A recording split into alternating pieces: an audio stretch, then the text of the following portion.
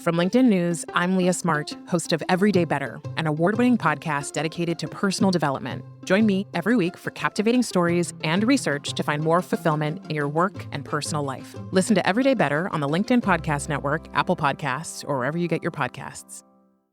The HP AI PC breaks language barriers instantly by translating up to 44 languages in real time, powered by the Intel Core Ultra processor.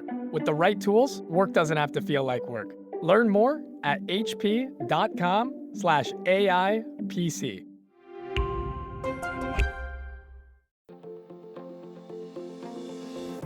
Hello, my friend, and welcome to another exciting episode of Negotiate Anything. Thanks for joining us today.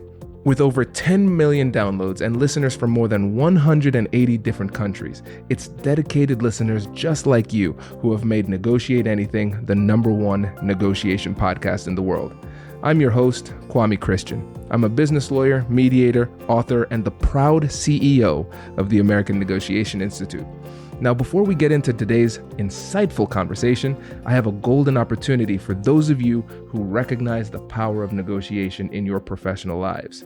Have you ever found yourself wishing that you could navigate those high-stakes conversations with more confidence?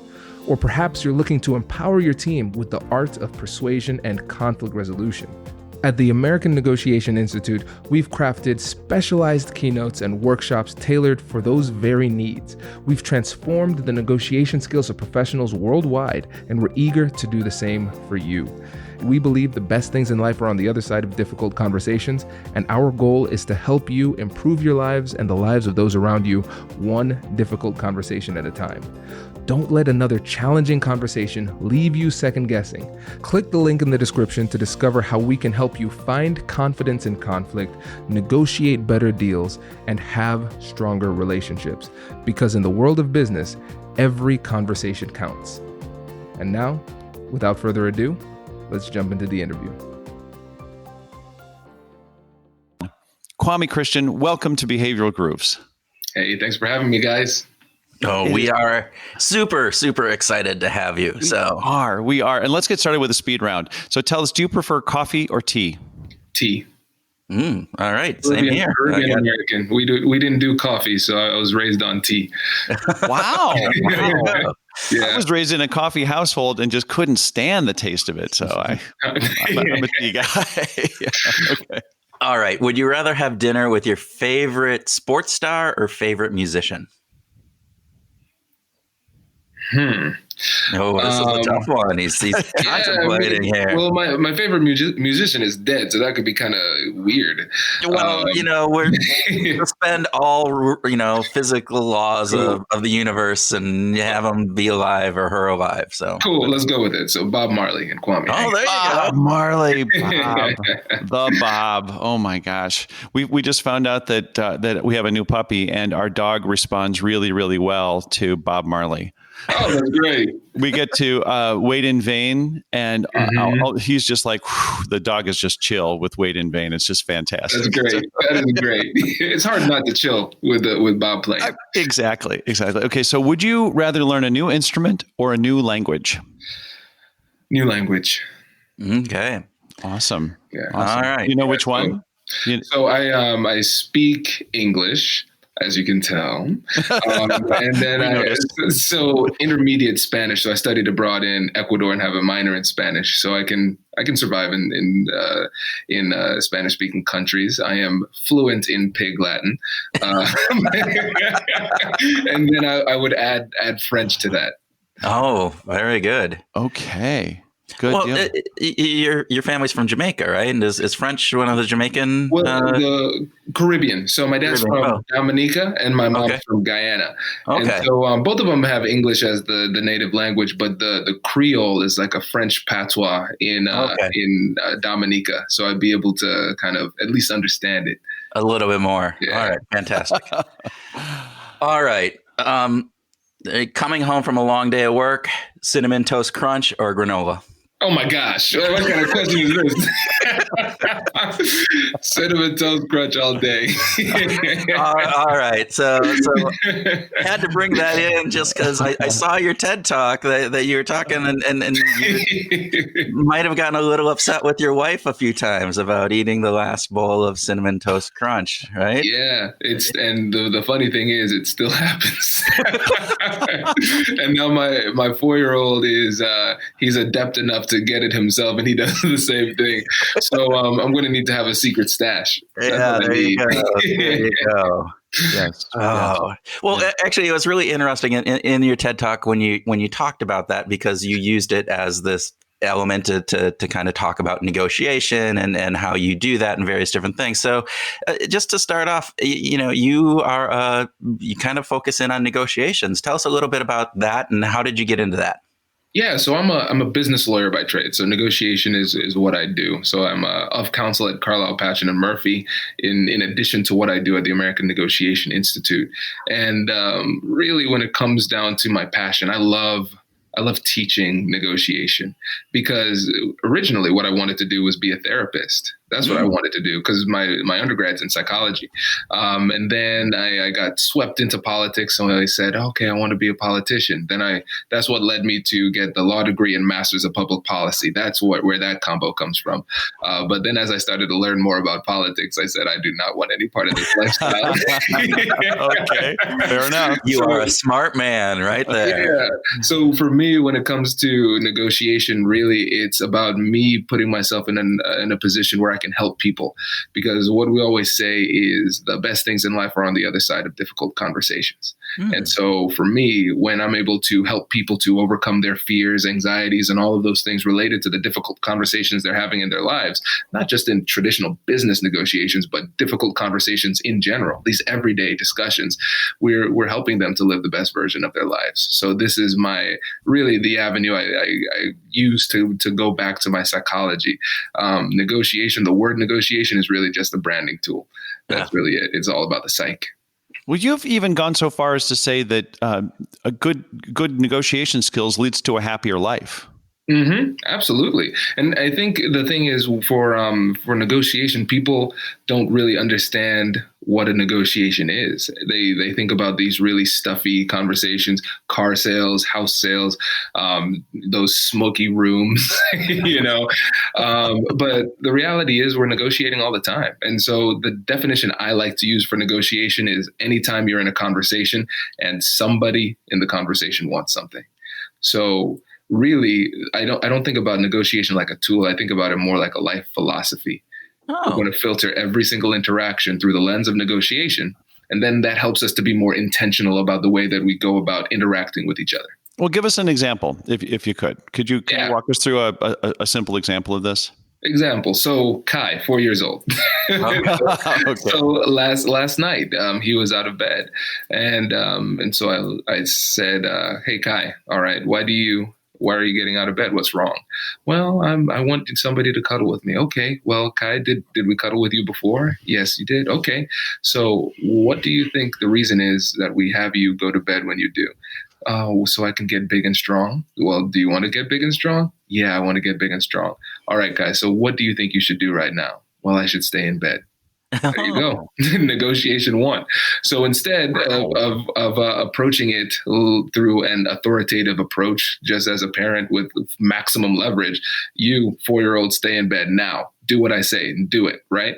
I could do that. Number 1, it would be less effective.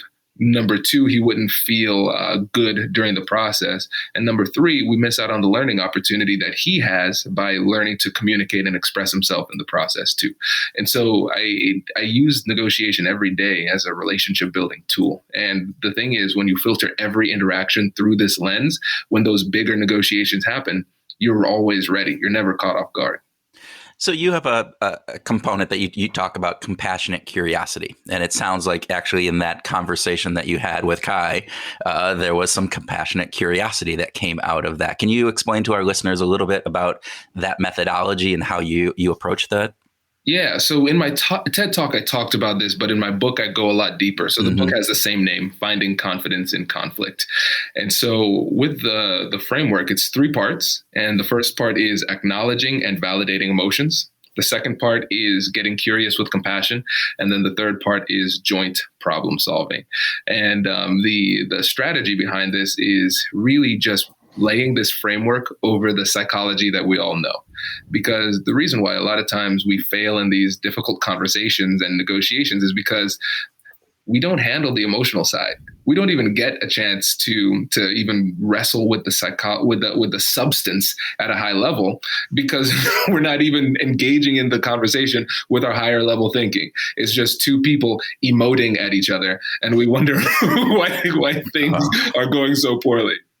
Yeah. Classic human interaction right there, isn't it? Exactly.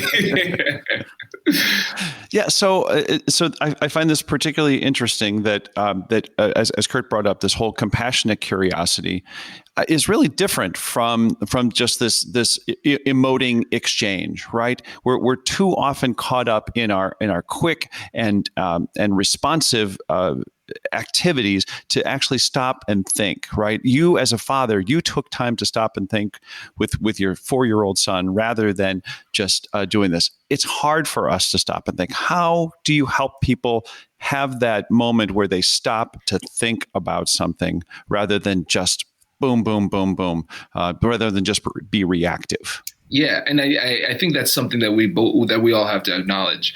This is difficult. And what I tell people is that we are developing unnatural responses to these situations, because the natural response is usually the thing that you want to do, the things that you instinctually want to do or say in this conversation is the wrong answer. That's usually how it is, right? And so in my book, I talk about developing the habit of engagement. So thinking about negotiation as a life philosophy and taking these opportunities to negotiate every day, even on these lower level types of negotiations with family, friends, colleagues at work, it helps to develop that habit. Right? Because it's not natural to engage in the way that I'm describing. And so when you think about a habit, this is great. This is a nerdy psychology podcast. So let's get into it. Yeah, definitely.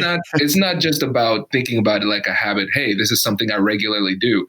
Let's talk about what a habit really means. What is it? Really, let's use the word grooves here, right? Yeah. So essentially, we're creating these grooves in our brain that make it more likely for you to engage in this behavior.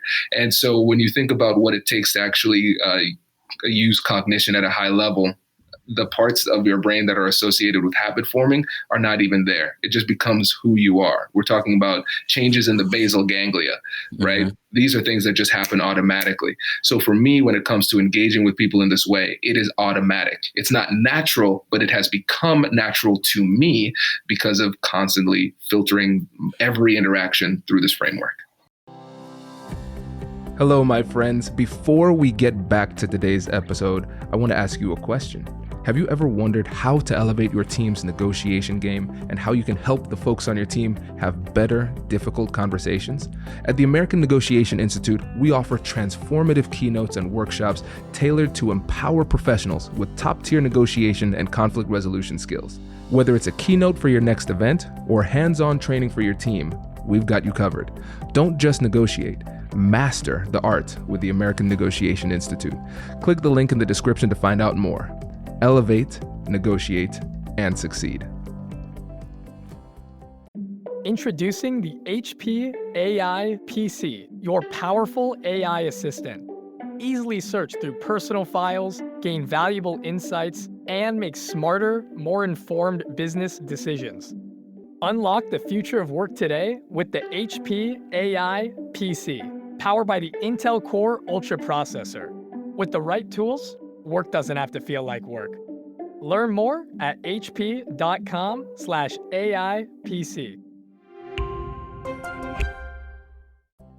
Yeah. And so building up those habits, obviously habits take, you can look at a habit loop. There's there's a cue, there's a behavior, and then there's a reward afterwards. So how do you go about starting to get yourself into a habit of this type of thinking and response? Yeah, well, we have to reframe the way that we think about these difficult conversations. You think about the way that any animal determines what's going on in a situation. We have that approach avoid type of mentality here. If I see it as a threat, I'm going to avoid it. If I see it as something that's positive, I'm going to approach it. And so when people ask me what is conflict, I'd say conflict is an opportunity. So I challenge people to say, where is the opportunity here? Where is it? If you are creative enough, you can find it. It's an opportunity to learn, opportunity to strengthen a relationship, opportunity to improve a relationship, solve a problem. The opportunities are endless, right? And as you start to train yourself to have this opportunity framework when it comes to these engagements, then you're going to start moving toward these conversations more often. It starts with your mentality. And as you start moving forward to them, that's when you start to develop that habit. Now, we also have to rethink the payoff too, because we always think about whether I win or lose in negotiation. We think about it only in terms of, did I get what I want? But again, there's always going to be a payoff, a positive payoff, if you're creative enough about it. So maybe you don't get exactly what you want, but you can engage in a way that strengthens the relationship. That's a win. Maybe you don't get what you want, but you use the framework and you hold yourself to a high standard and you engage respectfully and you improve. This is a practice. Any skill, you practice it. So this is a practice session. I think about every single interaction as a practice session. Sweet, I get an opportunity to practice here for free here at the grocery store. Yeah, I'm going to have this conversation. So regardless, it's a win-win. Not win-win in the traditional negotiation sense, but win-win in that if I get what I want, I win. If I don't get what I want, I still win because I got better in the process. Yeah, I want to come back to that win-win thing because that's a big curiosity to me. But first, how did you get to this perspective? How did you come to reframe the idea of conflict as an opportunity? Yeah. So when you think about it, there's this joke in psychology that anybody who is in psychology, who's studying psychology, they're really studying themselves. Yeah. Right. And so for me, I was a people pleaser. It was really hard for me to stand up for myself, have these conversations.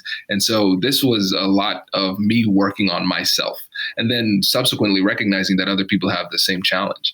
And so that's how it got to this point. Really, I think about the people struggling to engage, just like any other phobia.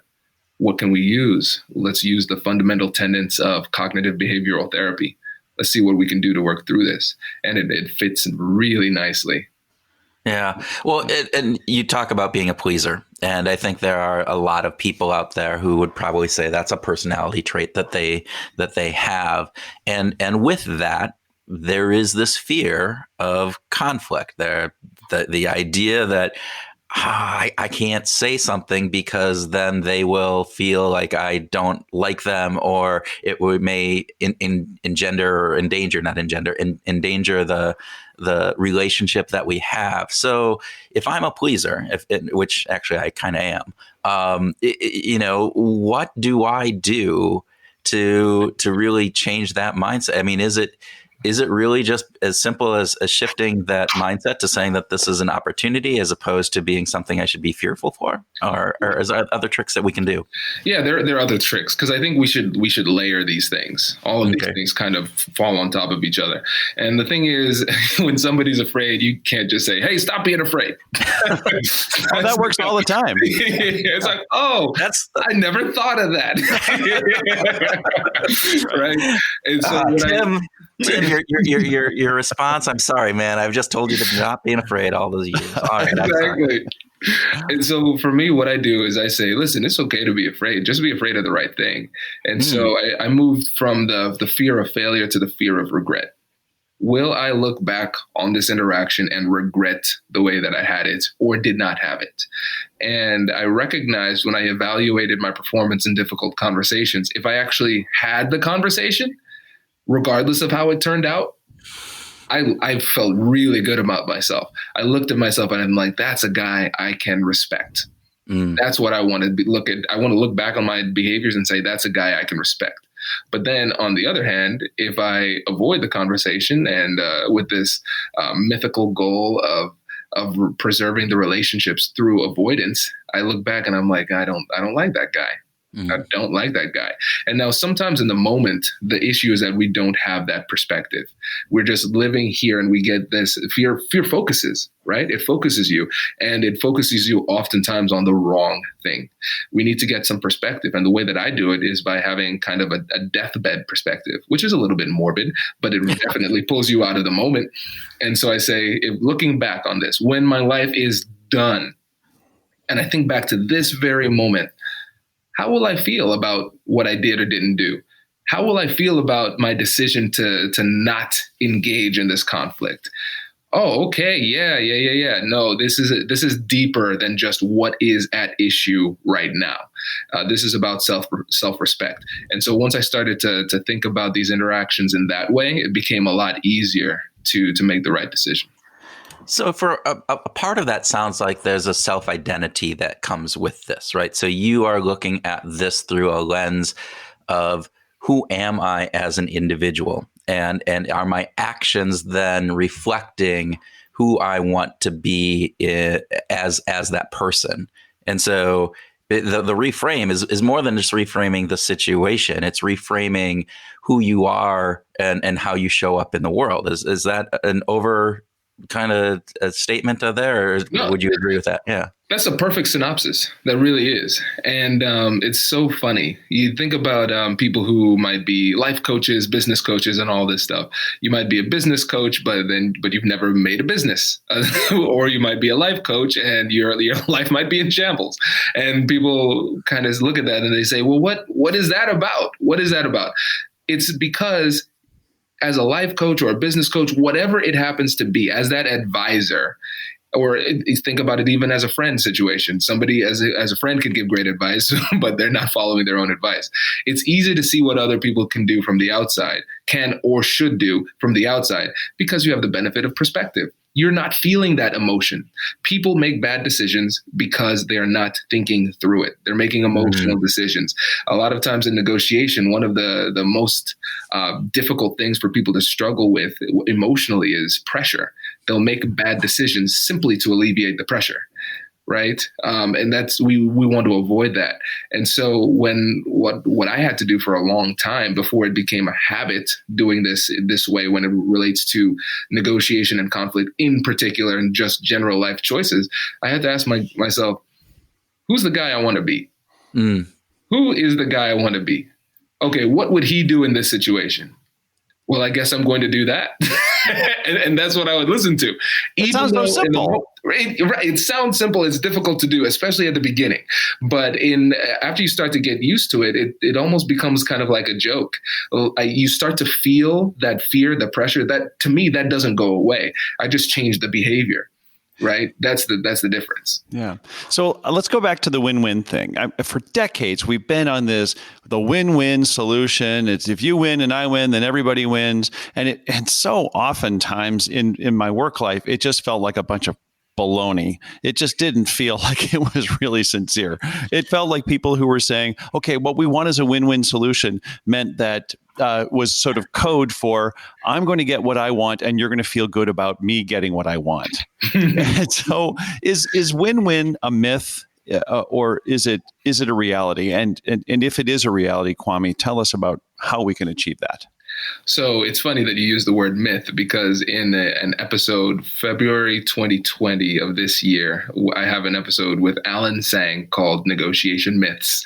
Win-win is one of them. Yeah. Here's the thing. It creates a false dichotomy because oftentimes we think about win-win and juxtapose that with win-lose. It's not that simple. It's really not that simple. Right. And if you approach it that way, you run into some problems. If you have somebody who's win-win, negotiating with somebody who's win-win, hey, that's cool. Everybody's generous, sharing information. Things can work out really nicely. But what if somebody who's win-win goes against somebody who's win-lose? What's going to end up happening is the person who thinks in that win-win mentality is going to bear the entire burden of adjustment because they are going to say, this is a win-win solution. I need to be generous. Here, I'm going to give this to you in order to trigger reciprocity. And the person who's win-lose says, why, thank you. I'll take that. And then you do it again. Why, thank you. I'll take that. And so it just becomes a train wreck if you go up against a win-lose type of person. The reality is what we have to do is we have to have a flexible approach. We need to be able to adjust the situation. We have to have multiple paths to victory. And depending on the person on the other side, depending on the situation as a whole, depending on your personality makeup, these are all things that we need to consider when it comes to our approach to negotiation. And so I think about it like any other strategy creation. We have to have a very, very clear goal. Then from the goal, we backtrack and we create our strategy. And from our strategy, we backtrack and create our tactics.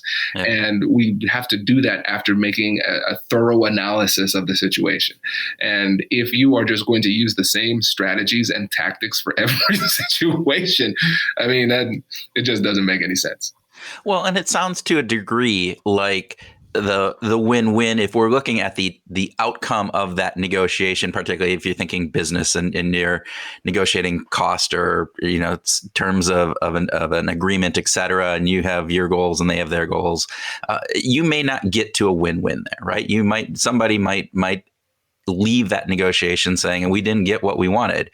But I think your earlier conversation was, there's a win from the perspective of what did I learn from that situation? How did I approach this? How did I take the insight? So it's being aware enough to be able to say, all right, what can I take from this? And can I maybe build? So we might have lost in this short-term negotiation piece, but did I build that relationship up so that next time we can do better and that I understand things better?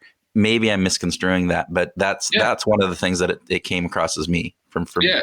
You're right. And here's something else to consider too. A lot of times people talk about negotiation as the art of deal making, but really negotiation, in my opinion, is the art of deal discovery. We're going to come together. We're going to share information. We're going to ask questions, and we're going to try to be creative enough to see if there is a deal to be had. And if not, no harm, no foul. I'll move on. That's it. Wow. All right. So in your TED Talk, and again, I hate to keep coming back to it, but it was really wonderful. And so every listener, you should definitely go out there and get his book, but also go watch Kwame's TED Talk, because it's 15 minutes of packed with both laughs and lots of insight. But one of the things that you mentioned, and maybe you've improved on this, but one of the things that you mentioned is that, you apply these principles and to your work, and you do it, you get that pretty much down, but you find it's a little bit harder in your personal life. And I think that's probably true for many of us. I know when I go into work and I'm thinking about, how do we have to have these tough conversations? How do we have to do this? I put on that work persona per se, and I don't necessarily do that in my personal life. So do you find that to be true with the people that you interact with and work with? And then what do we do about it? Yeah, it's tough. And that's something I struggled with for a long time. Just really honestly, in the last couple of years, I started to figure it out. Being completely honest. Yeah. Wow. But your wife still eats the Cinnamon Toast Crunch. Listen, some people can't be helped. That's really what I learned. I go back to another episode we had with Jen Goldman. She talks about freeing herself from conflict. She has a great book on the topic. And really, she says sometimes you're in a conflict pattern that just doesn't end, and you have to find other solutions. And so my solutions is make more money and buy more cereal. That's really like that. The basement is stuffed. Exactly. Never run out. All right. Yeah. But yeah, it's tough. And here's the thing. It takes a lot of self-awareness. You're more likely to get emotional when somebody's close to you. Because the reality is, for me as a lawyer, I really care about my clients a lot, and I care about what happens to them, and I care about their outcomes. But ultimately, when the day is done, the problem isn't mine. That's the reality.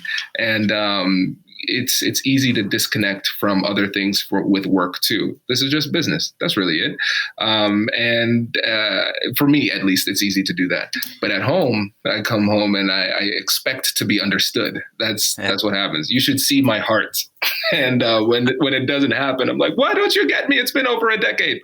And that's not persuasive. it's not reality either, right? I mean, Exactly. I've been married 20 plus years, and it's still like, don't you get this? I mean, 20 years, and it's like, well, you never talk about it. I guess like, okay, that's part of it. Exactly. And so I had to realize, okay, let's get some perspective. If it was a listener of your podcast or if it was a client, what would you tell them to do? Okay, now I started making the right moves. That was it. That simple mindset helped me to make the right moves. And then, that was really it. So in the moment, I'm a lot better now because I've given myself that perspective. I slow down and say, if you were talking to somebody else, what would you tell them to do? That helps. And then another thing I've recognized, and this is not something I suggest for everybody, but again, you try new things, you evaluate the responses, and then you use the right tactics. A tactic that's often not used for good reason is negotiation or conflict resolution via text. Turns out when I'm talking to Whitney and it's a heavy conversation, it goes a lot better over text message. That is the only relationship where that is true. Why do you think that's the case?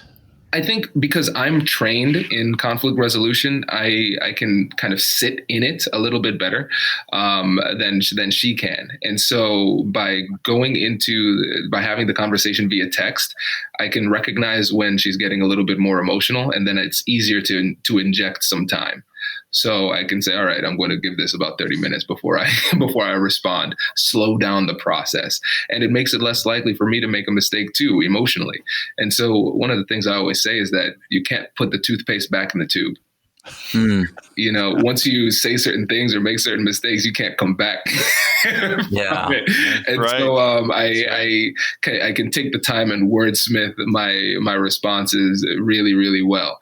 And it helps significantly. And also there's a paper trail too, because then I can go back and say, listen, we actually talked about this. If you go back to the text at this time, because again, if somebody's emotional, your memory is not the best either. So it makes it easier for people to kind of backtrack and review. And even if it's not a situation where there's been some kind of commitment made, it provides you with a tool of self-reflection, where you can look back on the transcript and see what somebody was doing after you've given yourself a day or two to calm down. Yeah, I think there's two things that you said there. One is you can slow the process down, and I think that's really important. Even if you're not doing it on text, right? If you are just in a conversation, that heated, immediate response, if you can just take a couple breaths and slow that down, that can help. And then you talk about the emotion side of this and being able to, how that emotion inhibits some of our cognitive functioning, right? And we know that when you're under stress, particularly acute stress, which may be in one of these things, you're feeling that fear, your amygdala takes over. You get the amygdala hijacking, and your prefrontal cortex gets, offline more. And you, to your point, you're not thinking in the same way. You're processing, your memory of those situations gets hyper focused, and you miss much of the nuance and various other aspects of it. So how do you deal with people in your work, and how do you teach them, to maybe slow down and to realize some of these emotional things are coming in? Yeah, one of the things I have them do is think back to some of the conversations that they've had that didn't go well, and what are the commonalities there? Different people have different patterns, right? And then that helps them to understand. Sometimes in the moment, it's hard to recognize where things are starting to go awry. But then in hindsight, you can look back and say that was the moment. Because the thing is, in these difficult conversations, not all moments are created equally. There are going to be some moments that are more important, and you need to recognize those moments. If you don't recognize those, then you can't do the right thing and up your game at that time. One of the things we have to do is recognize once somebody shifts from thinking in a way that's a higher level thinking, like using your frontal lobe, actually thinking on a deep level, versus thinking emotionally. The amygdala leaves clues. I wish I would have thought about that before I wrote the book. That is a cool statement. That is an awesome statement. The amygdala leaves clues. Yeah, Yes. the amygdala leaves clues. What is it, right? That I'm noticing the posture change. I'm noticing the voice elevates. I'm noticing the difference in the body language. Those type of things. The pacing changes. They start to go a lot faster. Oh, wow, they are enunciating every single word. I wonder what that means, right? And so I'm going to stop back and evaluate. And I say, oh, they're gone. They're gone. And so here's the thing. With the compassionate curiosity framework, that's what it's designed for. So anytime you see the specter of a problematic emotion, you know that it's time to acknowledge and validate emotions. And you acknowledge and validate until it disappears. Sometimes it doesn't disappear. And that tells you that we're not going to have a productive conversation today. And then we use what I would like to call magic. Wow. You use magic? I use magic. And that magic is sleep. because every time you go to bed, it's like a therapy session, right? Because when you think about the benefits of REM sleep, it is significant. The book Matthew Walker wrote on why we sleep is really fascinating. You think about it, you can go to sleep really, really mad, but you don't usually wake up with the same level of rage. It's because there's emotional processing that happens. And so sometimes if somebody's really emotional, I sit back and let sleep do the work. I acknowledge emotions, I ask some questions, and then I say, listen, I think we've made a lot of progress today, and I'd like to continue this conversation. Let's pick this up tomorrow, or let's pick this up later this week. And then a couple days passed. Oh, look, they changed their perspective, they changed their position. I didn't have to do anything. So this is in opposition to the old rune that says never go to bed angry. Yeah, let them go to bed angry. Yeah, because the thing is, again, let's even think about night. Let's think about what happens to the brain as the day goes on. So you get up in the morning, you might work out, you go to work, you might have to take your kids to school, you do a long work day, you put your kids down for bed. Are you at your best cognitively? No, you're not. And so your frontal lobe is tired. And the thing is, think about what happens late at night. You're more likely to make mistakes late at night. That's why when somebody's engaged in late night snacking, they're not usually going to get a salad. Their inhibitions are down. And so emotionally, your ability to self-regulate is lower. And so if you're trying to have a conversation with, especially somebody that you're close with, most likely, like your spouse or your partner, whatever it happens to be, most likely, because of the way our days are structured, it's going to happen at night when you're not at your best. You're more likely to get emotional. And if that person is starting to get emotional, it's going to make it more difficult for them to recover because they're tired. So I'm going to go ahead and let them sleep on this. Well, and like you said, you can't put the toothpaste back in, the tube, right? And so you're tired, you're worn out, you're not thinking there, and you may say something.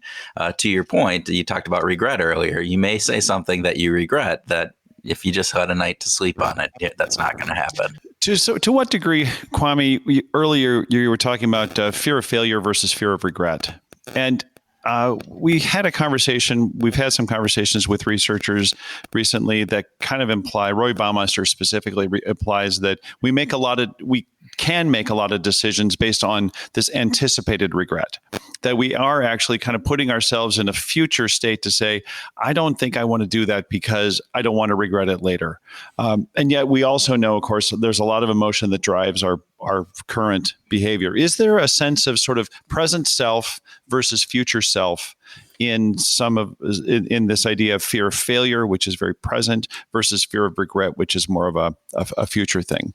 Yeah, that's exactly what I'm trying to get at too. Because my thing is, I'm going to make the assumption that the future self is a little bit wiser than the current self. Right? At least that's my hope. That would be sad. It goes the other direction. And so the benefit there is the perspective, because right now the thing is, it seems really important. So an ant relative to the size of a human is very small, but if you put your face really close to that ant, it can look really big. So what I want to do is I want to take a step back. And so I have a more accurate view of where this particular conversation sits as it relates to the entirety of my life. And then once I recognize that, I say, oh, wow, this one isn't that big. This one isn't that big. So we have to make a determination on how we're going to handle it. And the thing is, it doesn't mean that we're not going to have the conversation because we're going to say this conversation doesn't matter in the grand scheme of things. So it's like what we say is we're going to have the conversation, but we're going to do it without that fear that focuses us on avoiding it. Because the thing is, when we think about the term avoid, a lot of times we say avoid as in not have it, but you can still have that avoiding mentality with a conversation that you were unable to avoid.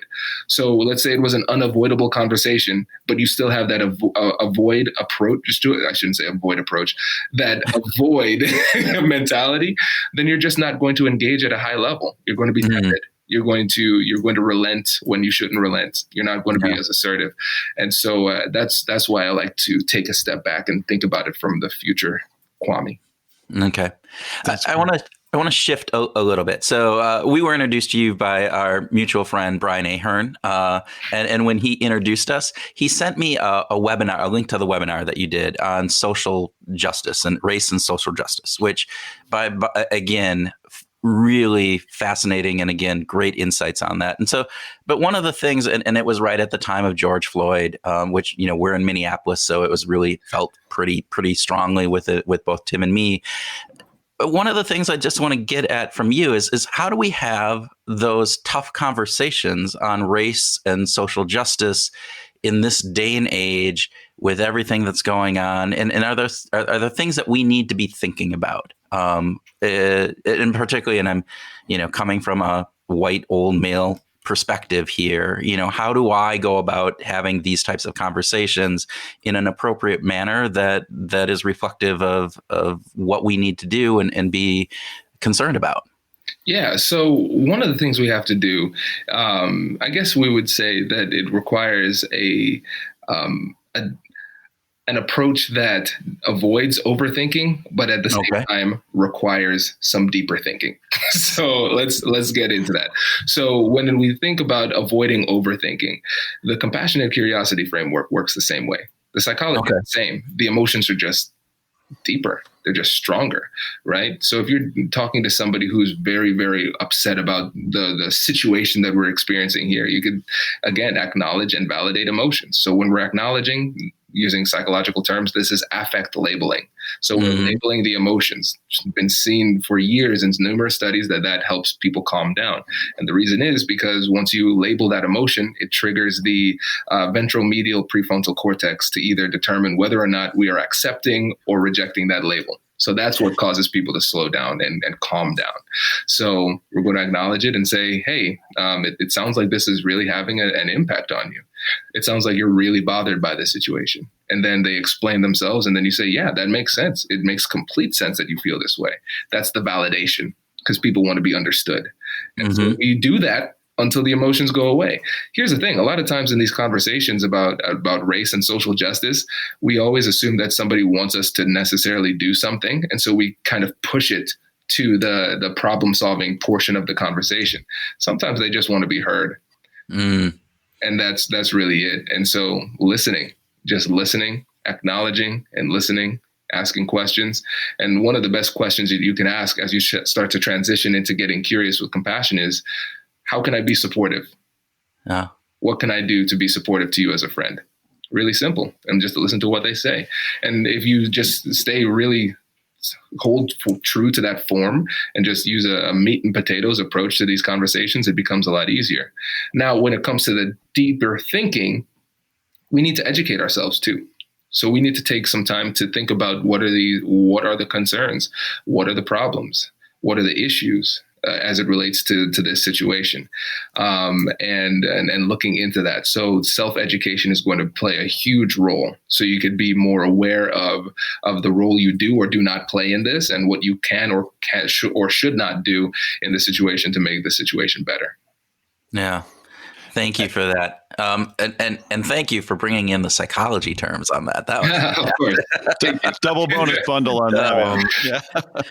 So this is I think sort of more specifically about applying what you just shared to relatives that are sort of concerned, but not nearly as concerned as I am about what's happened with George Floyd. I mean, a man being murdered by the police is just really, really hard very incredibly difficult to deal with, right?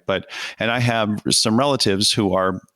Yeah, they sort of share that, but not nearly at the same level, and they don't see the social justice implications. Mm-hmm. So if I were to take your advice from the perspective of start with acknowledging, label, understand what their concerns are, that they've got all kinds of other perspectives on this, and then taking it to the deeper thinking, can that be posed back on them to challenge them to deeper thinking, to higher education, to better for them to better understand what's going on? Yeah, definitely. Again, let's stick to the framework. And so you can use this regardless of whether you agree with somebody or not.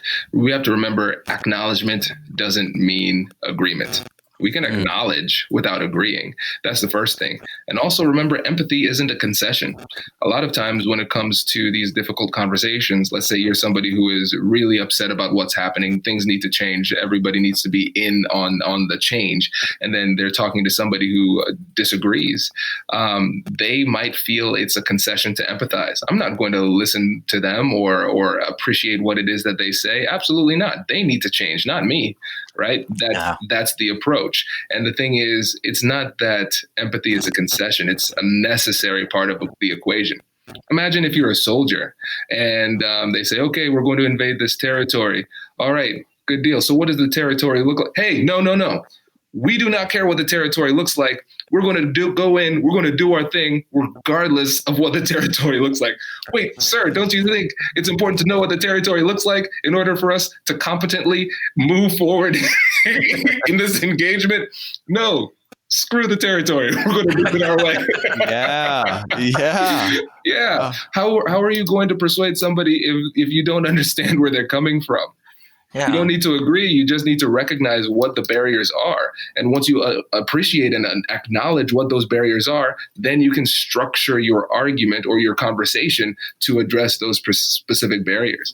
So what would this look like? So we can say, yeah, it doesn't seem like you think this is such a big deal. No, I think they're blowing this way out of proportion. I think there are bigger issues, blah, blah, blah. Okay, yeah, it sounds like you think that this is doing more harm than good. Is that a fair assessment? Yeah, it's doing more harm than good. Look at all the riots. Look at all these things. It sounds like you think that kind of restoring order should be one of the priorities. Absolutely. Okay, great. All right, so now they're starting to calm down. It's not that I agree with them. I can acknowledge and listen and see, that makes sense. I think order is something that's really important. So what do you think is causing all of this? Now we're transitioning into getting curious with compassion. Well, everybody got mad because of that George Floyd situation. So what in your opinion, what happened there? Well, a cop made a mistake. He shouldn't have done what he did, but I don't think that's a big issue in this situation. Okay. Fair enough. And so what do you think in the minds of the people who are protesting, what do you think this means on a bigger scale? Not just in this particular situation, but on a bigger scale. Okay, well, it sounds like there seems to be a bit of a pattern. I'm not sure. I haven't seen anything in my experience that suggests there's a pattern, but it sounds like they're complaining about some kind of pattern of injustice or something like that. Okay.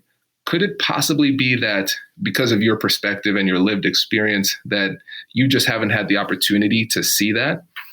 Well, I guess it could be. Well, yeah. All right. See, now we're slowly inching our way toward it. Because the thing is, we're letting them convince themselves. I barely said anything. I just asked some questions and listened and then saw where they were coming from. Okay, this is what you're seeing. Now I get what you're missing. Now I can have the conversation and pull you in that direction. Yeah, I think the important piece that you said there is empathy doesn't align with agreement, right? You need to understand. Again, it's understanding what's the territory that we need to go into, and we need to understand what that looks like and what are the things that are going to be there. So, And I think Tim is probably itching to do some musical conversation. I am. I want to know what's on your playlist right now. Have you got a COVID playlist going on? No, try not to think about it as much as possible. Okay. I usually listen to music in the mornings. So when I'm at the gym, and so I like things with bass. And so, I like dubstep. I like hip hop, rap, and I grew up in Tiffin, Ohio, so small town Ohio, and so when I was playing sports there, what was blaring in the speakers was AC/DC. So I like old rock, and so the thing that I've been really getting into is the song that's really speaking to me right now is "Under the Graveyard" by Ozzy Osbourne. Oh, love that song when I'm lifting heavy, because it talks about death, and I'm like, man, death would feel great right now. Yeah, but I mean, the thing is, my listening tastes have evolved a lot because as a Caribbean American raised on Bob Marley, calypso, soca, dancehall music, and so there's a limited amount of that. There's less than other genres because there are not many of us compared to other parts of the world. Right. So I've learned to diversify my listening too. But the contribution is outsized, as far as I'm concerned. The contribution that Caribbean music brings to reggae specifically. You mentioned soca. There's a lot of really great music that has come from that region that has influenced the whole world with rhythms. With Africa, historical African rhythms have influenced everything in rock and roll, pretty much. Exactly. So it's an oversized impact, really. I agree, and it's cool to see it creeping into other genres. You see it with dubstep. It's really creeping in with Major Lazer. You're seeing a lot of that influence there. Ska, of course. Old school, really old school, but you see that influence. It's so funny. Very few people. Ska was not very. I mean, it was popular where it was, but it didn't really travel as much. But it did travel, like you said, Tim, in the influences it had in other genres. So, my wife is a huge Clash fan, and the impact that ska had on the Clash is just amazing. Or the Police, or the Police, or Yeah. And I have to say Ozzy Osbourne was my first concert I went to back in 1983. So that he is still out there bringing in good, music that people are listening to is amazing to me. So Kwame, one of the questions that we ask, we're actually doing some work with helping out a researcher on this is do you listen to music when you work? You said you listen to music when you work out, but if you're writing or doing anything like that, is music in the background or do you need silence? Well, I'm going to answer like a lawyer and say it depends. It depends. If I am doing work that I enjoy, I want silence. I want it to be quiet. And so if I'm doing creative work, sometimes I like to go on walks and dictate my thoughts. And I have my team actually take it and put it into article form. If I'm reviewing a contract for a client or whatnot, again, I like silence. But if I'm doing something, actually, no, if I'm reviewing a contract, I'll do classical piano. Okay. But if I'm doing something that I don't really like too much, that's when I need some encouragement. And that honestly, it's psychology. It's classical conditioning. Okay, I feel good when I listen to this music. I am going to listen to this music while I check my emails and go through all my LinkedIn messages. Okay, so now I can do it. I can push through because I get a ton of messages on LinkedIn. And I tell my listeners, and I'll tell your listeners too, reach out to me. If you connect with me, I'll send a personal message to everybody that connects with me. The thing is, I'm about 3 months behind. So I need to keep on doing it. And so when I'm checking emails or checking my messages, I like to listen to smooth jazz because that's what I used to listen to study in school. And so I would listen to it, study for my assignments and everything. And then I would say, kind of envision what my life could possibly be like after I get through school and I'm living the life that I want. And so I listen to that smooth jazz to remind me, hey, you're kind of living the life that you dreamed of. So get over it, get through this email. It's not that bad. Oh. Are there any artists, or is smooth jazz just sort of just sort of a category, or do you have any artists that you're like, oh yeah, I actually like to go to Bob James or a Clue, something? Yeah, like that. I like George Benson. I like Grover Washington. I like David Benoit. There are a few people that come to mind a lot. The thing that's tough with smooth jazz and keeping up with the artists is that there's usually no words, and if it does have words, I skip the song. I'm like, I did not come here for words. Grover Washington, Grover Washington can trip you up every now and then because he might want to throw a tune with some lyrics in. Yeah, he can. Yeah. Oh, Lee Ritenour written as well. Yeah. Yeah. Oh, and the Rippingtons. I like 90s smooth jazz a lot. Wow. That's amazing. Yeah.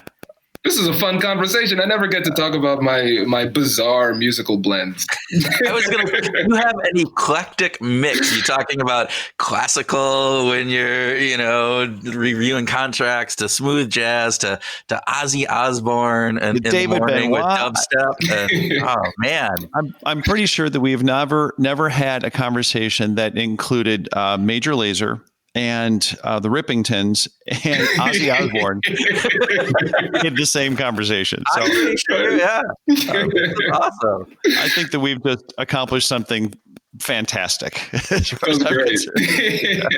Yeah. Oh, Kwame, it was a pleasure and an honor to have you on the show, and thank you. If people wanted to reach you, how can they get a hold of you? Yes, reach out to me on LinkedIn, but be patient. And then if you're interested in negotiation and conflict resolution trainings, check out the website. We have a contact form there. Those are the two best ways. And then also people, I've come to terms with the fact that people only follow me on Instagram to see Kai, which is okay.